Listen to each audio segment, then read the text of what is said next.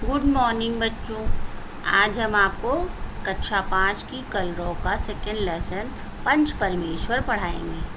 आप जानते हैं कि पंच को परमेश्वर क्यों कहा गया है? पंच को परमेश्वर इसलिए कहा गया है क्योंकि वो न्याय के सर्वोच्च आसन पर बैठता है और वो सत्य से थोड़ा भी हट नहीं सकता। उसके लिए कोई भी अपना या पराया नहीं होता। जो सही होता है उसको उसी का फैसला सुनाना पड़ता है। इसीलिए पंच को परमेश्वर कहा गया है। अब हम अपना पाठ शुरू करते हैं। पंच परमेश्वर। जुम्मन शेख और अलगू चौधरी में गाढ़ी मित्रता थी। साझे में खेती होती थी, कुछ लेन देन में भी साझा था। एक को दूसरे पर अटल विश्वास था। जुम्मन जब हज करने गए थे तब अपना घर अलगू को सौंप गए थे और अलगू जब कभी बाहर जाते तो जुम्मन के भरोसे अपना घर छोड़ देते थे।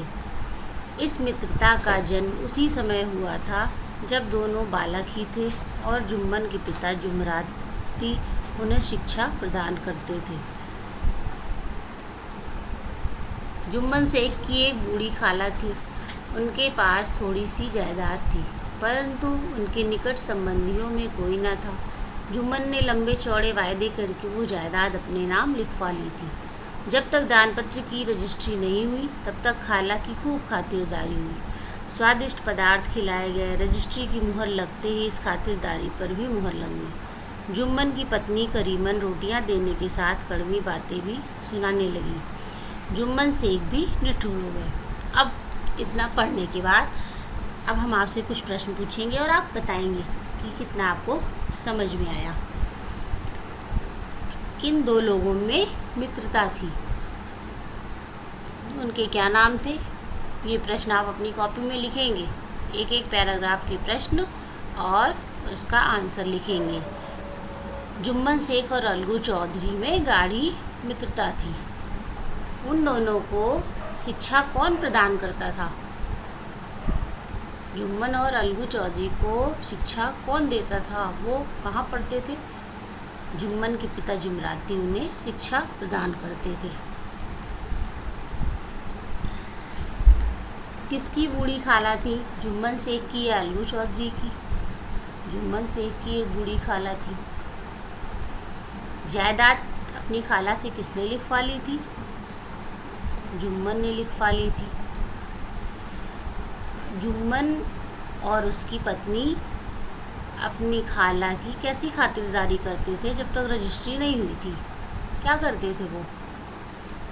जब तक रजिस्ट्री नहीं हुई थी तो खाला की वो लोग खूब खातिरदारी करते थे और उनको स्वादिष्ट पदार्थ खिलाते थे। रजिस्ट्री की मुहर लगने के बाद जुम्मन की पत्नी करीमन खाला के साथ कैसा व्यवहार करने लगी?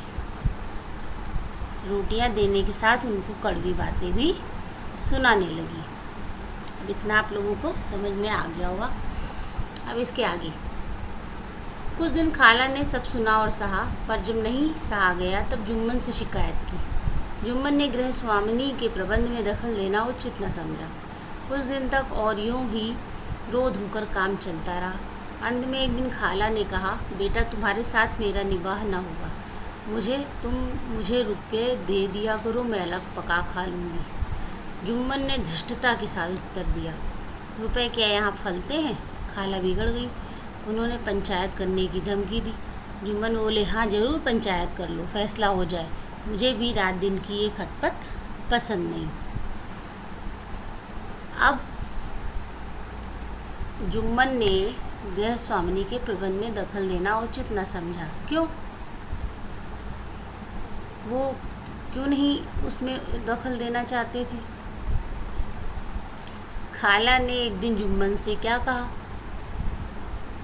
खाला ने जुम्मन से क्या कहा? तुम मुझे रुपए दे दिया करो, मैं अलग पका खा लूँगी। खाला ने जुम्मन को क्या धमकी दी? अब बस आपको आज हम आधा ये पाठ यहीं तक पढ़ाएंगे। इस पाठ को आप इतना रिवाइज करिए, एक बार इसकी रीडिंग करिए और जितने प्रश्न हमने बोले हैं उसके उत्तर ढूंढ कर लिखिए।